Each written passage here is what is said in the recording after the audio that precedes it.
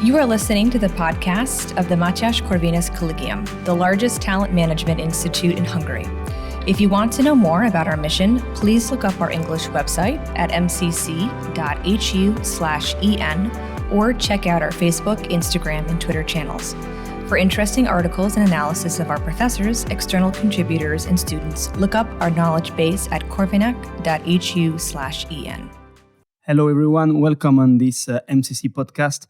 I'm delighted to have with me today Eszter Soos. Eszter is a political scientist and editor at franciapolitica.com.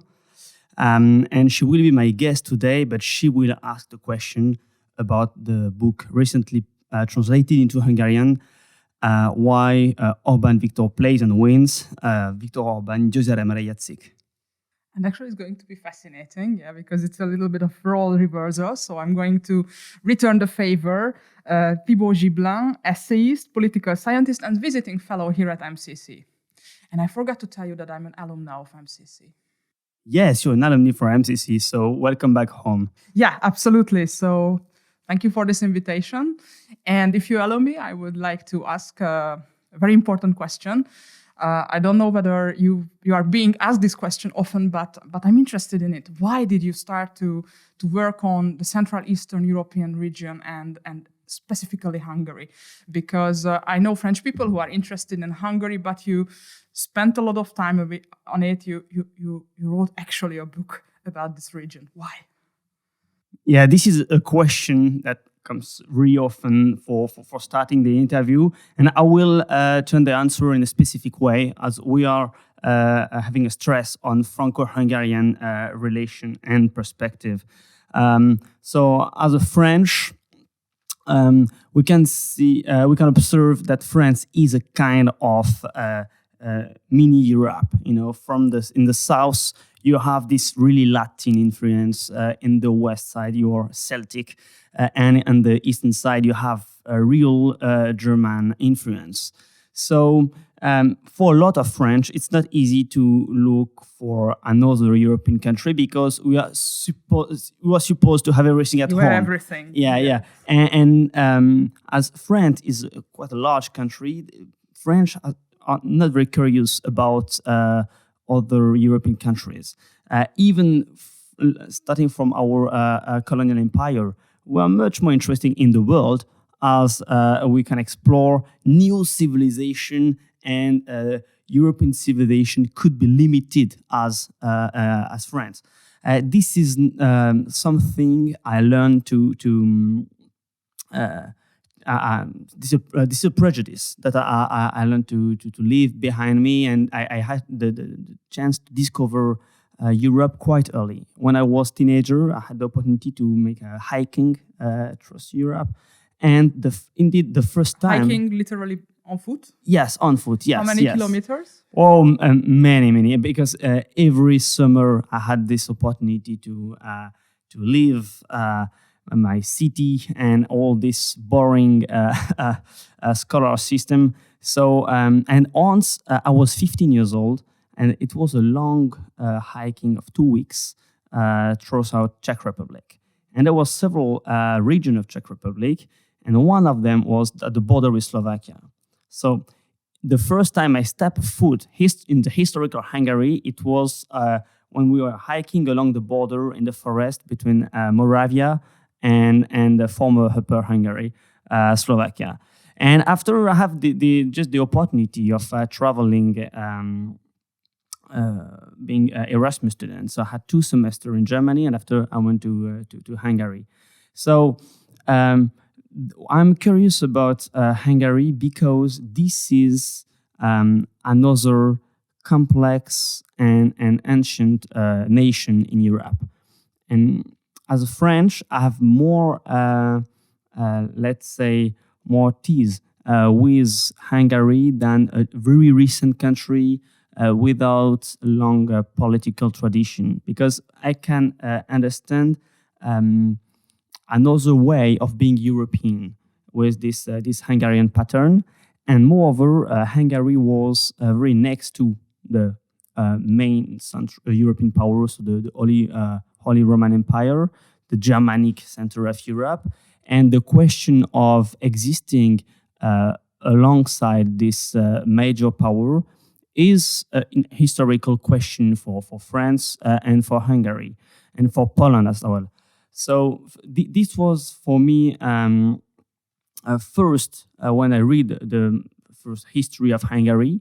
You actually read the whole book about the history of Hungary, or? That was. I remember when I arrived as a student here. I booked. It was Miklos Molnár that wrote like the most famous history of Hungary in French, and so I was amazed by this national history because I was basically a genuine French student, so I was not that much aware of the history of this region. So, and because I think that this is a major key for understanding European history, it was important for me to propose to my French fellow citizens this opportunity to discover that there is another way of being part of a European nation. And this is because of the history of this region that today there is a specific pattern in this region, a political option that is interesting for us as well. If I asked you to sum up your book in one sentence or one paragraph maximum, what would you say? What is your main message in this book? So for those readers who might be interested in your essay, what would you say? What is the idea that you're developing on? So there is the two step. The first one is the question of identity, that Hungary is able to say we are. And this is the major question of our time, that there is such a lot of confusion due to globalization and this hedonism, individualism, this very fast evolution of our Western societies, that the question of the collective identity is at stake. And the second step is that it's not only we are, but we decide. And this is the question of sovereignty. Because I know who I am, I'm able to for a commitment, I'm able to pursue a collective goal, and even I'm able to suffer if necessary to reach my goal. So question of identity and question of sovereignty. Do you share the idea that the 21st century politics is ruled by questions of identity? If yes, in what sense? Yeah, but this is the first step. The fact is that it's not enough to say we are. The identity is not it's the base of politics. I mean, it's a requirement, but it's not enough. And because we have a confusion about identity, this is much more difficult to propose a collective or a political objective. We have an example now with Ukraine, for instance. There is national narrative, quite recent, elaborate during the 20th century, that and this Ukrainian nationalism is strongly linked with the terrible time of the Holodomor and the Second World War, and so there is a virulent anti-Russian and Soviet pattern, and but the fact is that on the eastern part of the country there is a very important Russian identity. So due to this conflict, they are not able to set up a political project.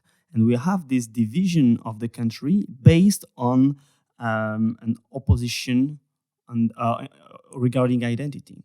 So, of course, identity is a decisive aspect, but it's not enough.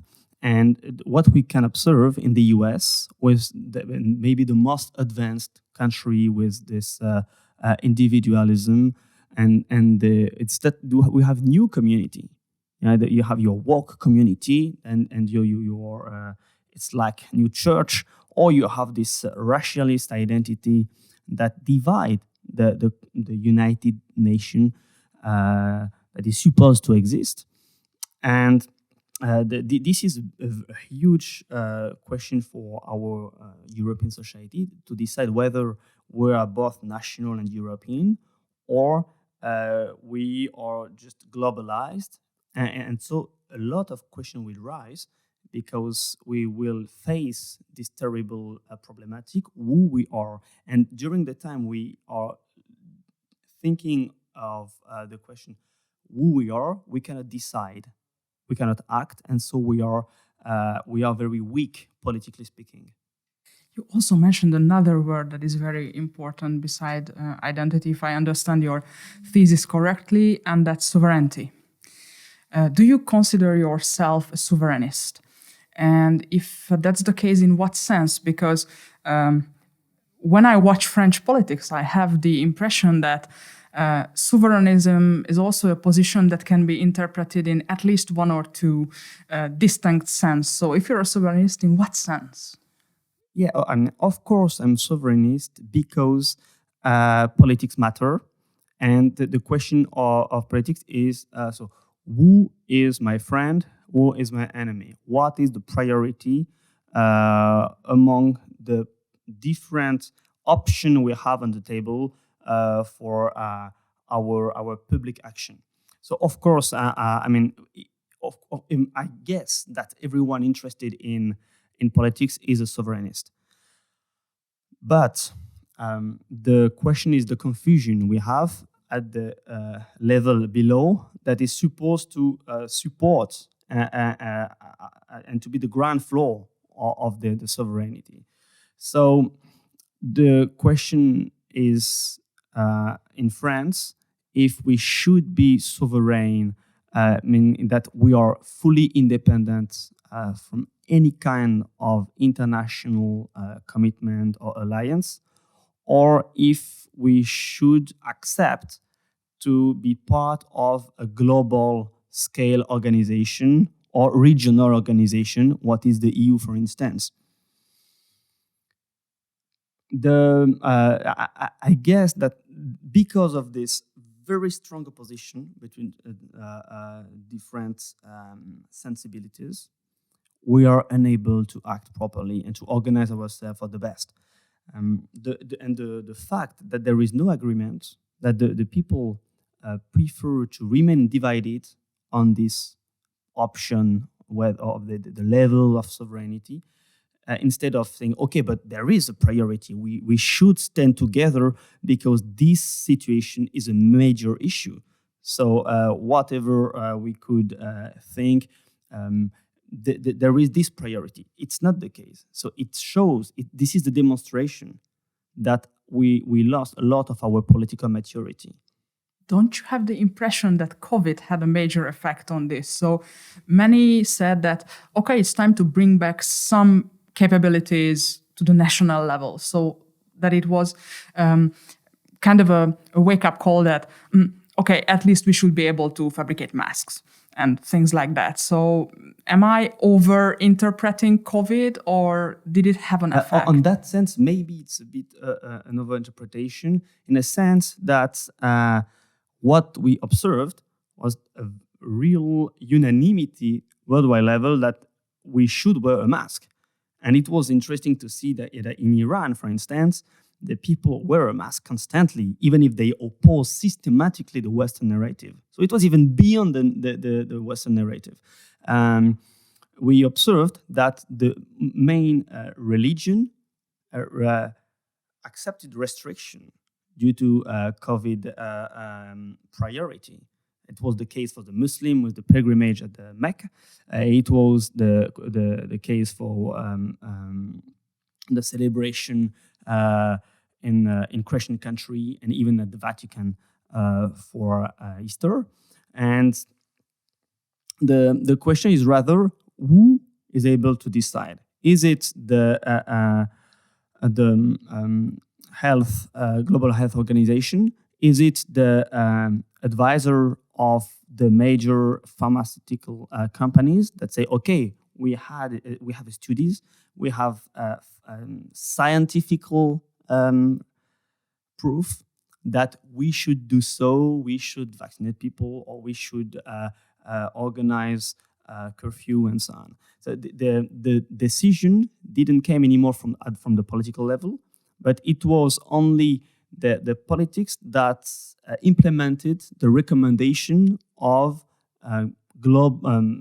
supranational organization and private pharmaceutical companies. So the question is that the sovereignty was lost for the politics, and the question of what does matter in life did not belong to the religion, but to the scientific committees. This is a very interesting step, that religion, so spiritual life and political priority was lost for the traditional institution that should handle this question.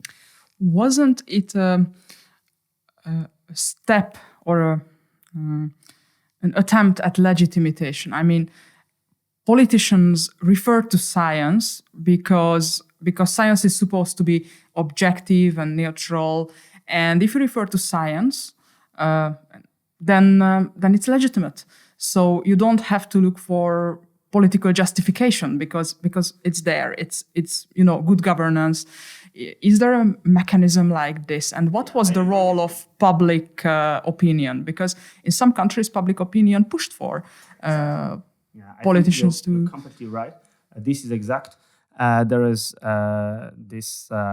So the fact that the expert has the authority, and then I think that there was a global fear, this millenarism among population, and they call for protection.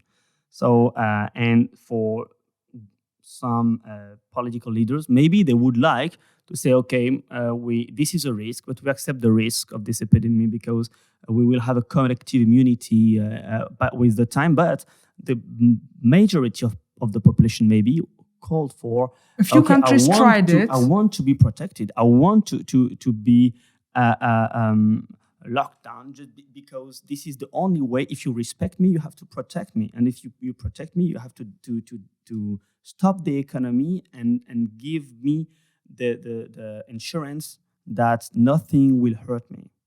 I have a lot of questions on the relationship between justification, legitimacy, and democracy, but I still have a very important topic that I would like to discuss with you. In fact, I'm dying to discuss this with you, because when we talk about sovereignty, inevitably in a French context, we think about de Gaulle, Charles de Gaulle, and his legitimacy and heritage, and the French institutions that are still Gaullist in one sense. So what I'd like to, how do you see, is this legacy still alive? So sovereignism as interpreted by the General de Gaulle, is it something that is still relevant either in the French context or intellectually? How do you see this, ideology in France and elsewhere? Is it still something that's alive? Let's say that the question of the independence of the nation and this sovereign power of politics cannot be forgotten.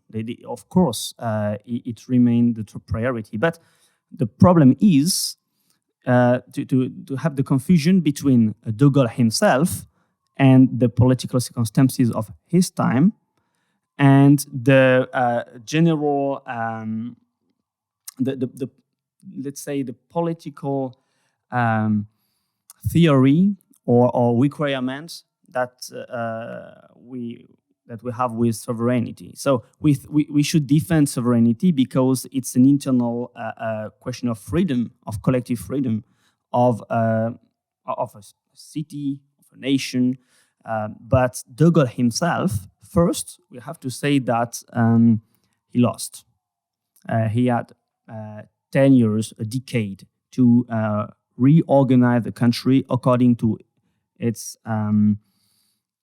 political thoughts. So after the Algerian crisis and with the Fifth Republic, and this May 68 event cancelled, let's say, the legitimacy of this try, and he left the power 1 year after.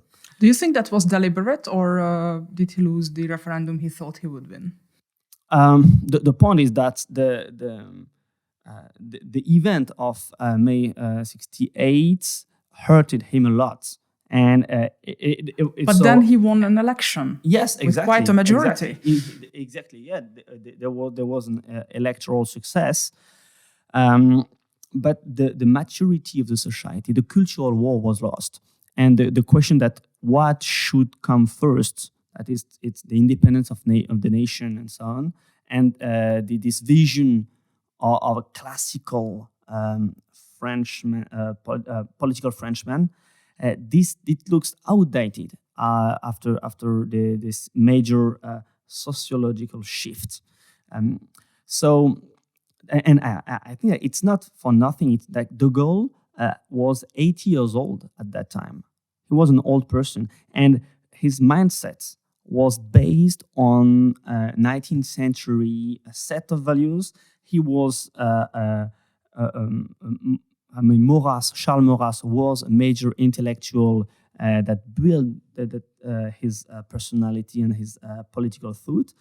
And in the second half of the 20th century, it was very difficult to implement and defend this set of politics and values. So today, it's very far from us. And it's very difficult to imagine that what failed when De Gaulle had the power and had his prestige and authority to realize this proposal could work today in a completely different society. There is another narrative about De Gaulle, and it goes like this: he won because all his attitudes, his interpretation of power, his constitution, his interpretation of that constitution is still alive today. And even people like François Mitterrand, who were harsh critics of the General de Gaulle, went on to win an election and behave almost exactly like the General de Gaulle. So the other interpretation is that even if society has changed, and I agree on that because that's visible, in French politics, de Gaulle left a mark, a cultural mark that is still alive today. It's very difficult to make it function if you think about Jupiter, which was an interpretation of a conservative interpretation of the presidency. It didn't really work.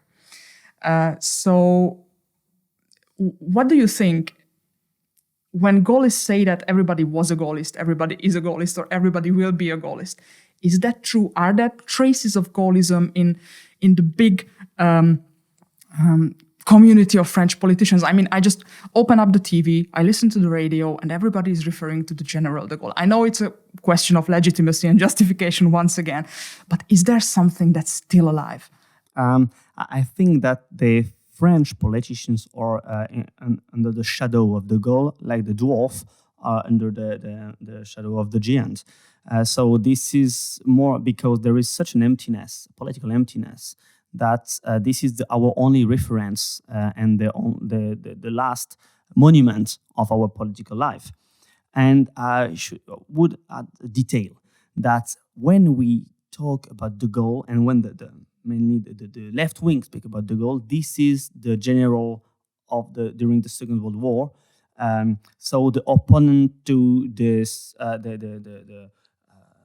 this collaboration system that was set up on very conservative and this Révolution nationale, national revolution, in favor of a traditional France, and de Gaulle just is the Anglo-Saxon tool to propose another narrative, and this is de Gaulle that is celebrated by the leftist, the left wing. And due to this part of his life, he's accepted as someone that is okay. But if you consider the 60s, he's considered as a terrible, outdated, traditional man that should be cancelled. The Hungarian prime minister a few years ago said something like, we are the Gaullist of the continent, or I hope I'm quoting pertinently. He referred to himself and to his government as a Gaullist. Do you think that Gaullism can be exported outside of France? So is that possible? Or it was just a historical reference about sovereignism, and he meant we are sovereignist. So how do you interpret this sentence? I think that, of course, if Gaullism is related to sovereignty and the will to organize our national political life as something autonomous, and as well a vision for this great national narrative, Gaullism may be exported in other countries, of course, and mainly in country with a strong historical national history, and of course, Hungary is part of that. But the situation of Hungary is much more difficult than the one of France. De Gaulle could easily, in few years, organize nuclear power. In Hungary, the question is, how could we implement in Hungary the technology of a foreign power? And let's try with Russia, because we have so many ties with France already, that we do not want to organize our dependence on that aspect as well. So it's the nuclear question is a good example to show how it's not the same category of country. Moreover, we should observe that De Gaulle failed within a decade, and that after 12 years, Viktor Orban was successful to be re-elected again. De Gaulle was only re-elected in 1965, so just once. And the question of this slot of time does matter. It means that there is a mentality of struggle for survival in Central Europe, because you are surrounded by this very large power and countries. This is, for me, the good lesson for French sovereignty as well. So the fact is, yes, De Gaulle could be an example in Hungary due to this, the fact that it cannot be outdated to defend your national independence. But in another hand, the art of politics that is implemented in Hungary and playing in Hungary for more than a decade may be interested as well for Western countries, because France was, during the Second World War, not a complete, not a single player. We were in one camp, and today, more than half a century ago, our situation is extremely fragile. We have a seat at the Permanent Council of the United Nations, but it doesn't mean that we are a major power still. So the capacity of understanding what we can achieve, how could we rely on our neighbors and create this partnership like Hungary is trying to do with the Visegrad country, it's something that does matter. I'm sure that, and this is something very new for us, French and Italian and Spanish, but the point is that Latin Europe is, to me, a kind of new Central Europe.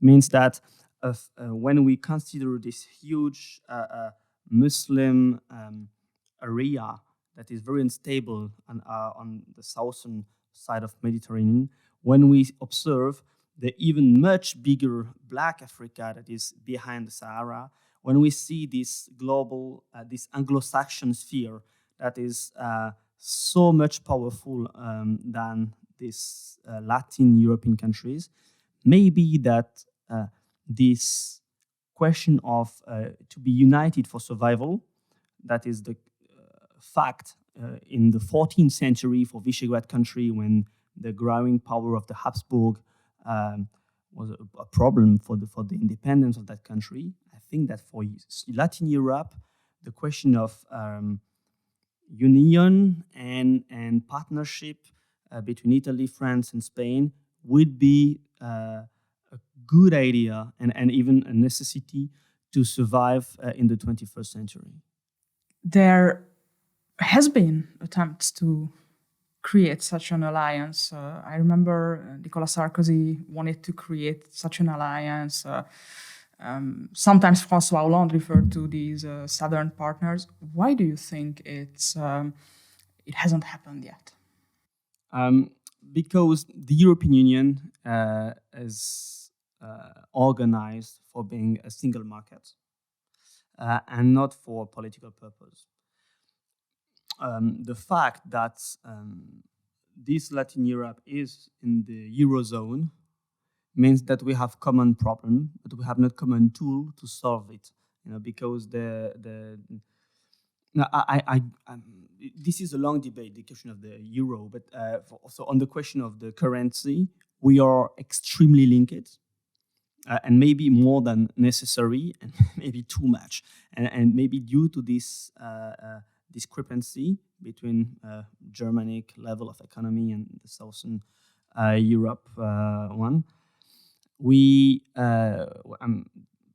Euro is not able to shape European unity, but rather to divide it.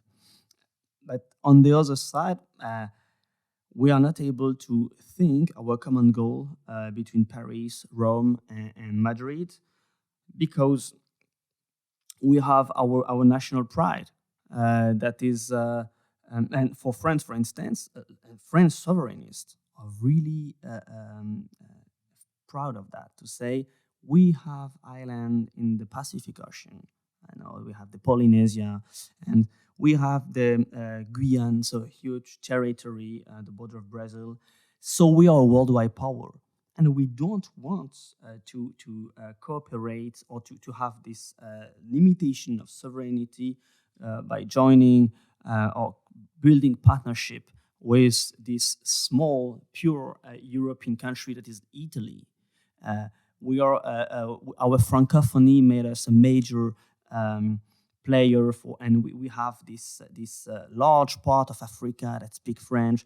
So we have so much tool to be much more than a European country. We are a worldwide country. And this is, to me, this is a personal opinion, but I think this is a trap. I think that this is the solution to avoid the reality that everything that makes France strong is French-based. And this vanity of looking at the global map and saying, oh, we have some French flag here and there, do not bring solution, but rather just lead us in the wrong issue.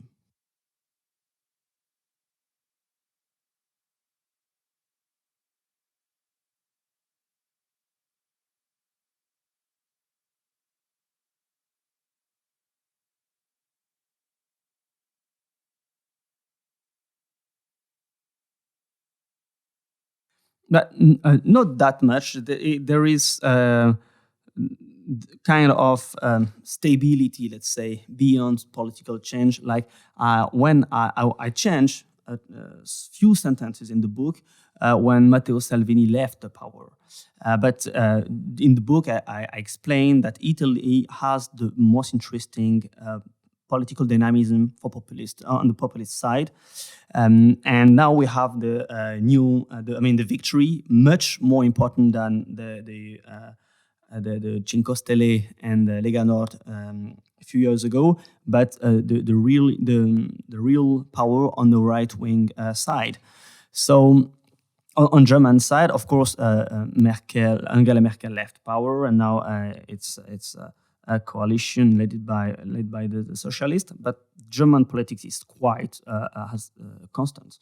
So and of course for the major question Ukraine, that was a good surprise for me to observe that Hungary was the first nation to defend peace at all costs and refuse the narrative that it could be a success to increase the tensions because we are fighting against a bad evil of the East. I was honestly, it was more difficult for me to analyze the COVID time because during the COVID time, Hungarian politics was more or less the same than the other Central European country and European country generally. So it was difficult to understand how Hungary is shaping an original way of politics. For Ukrainian war, it's very obvious, and I think this is a positive way to handle the situation. What is achieved for many months. Oh my God, I still have a lot of questions, but the bad news is that our time is up. So thank you very much for this discussion. And thank you very much for inviting me to ask you these questions that I'm interested in. Thank you, Eszter. It was a great pleasure to have this exchange with you. And I wish we will have another occasion to develop these very interesting matters. Thank you for listening to this MCC podcast episode. For further media content, please look up our English website at mcc.hu/en or look for us on Facebook, Instagram, and Twitter. If you want to read more by our professors, external contributors, and students, check out our knowledge base at corvinus.hu/en.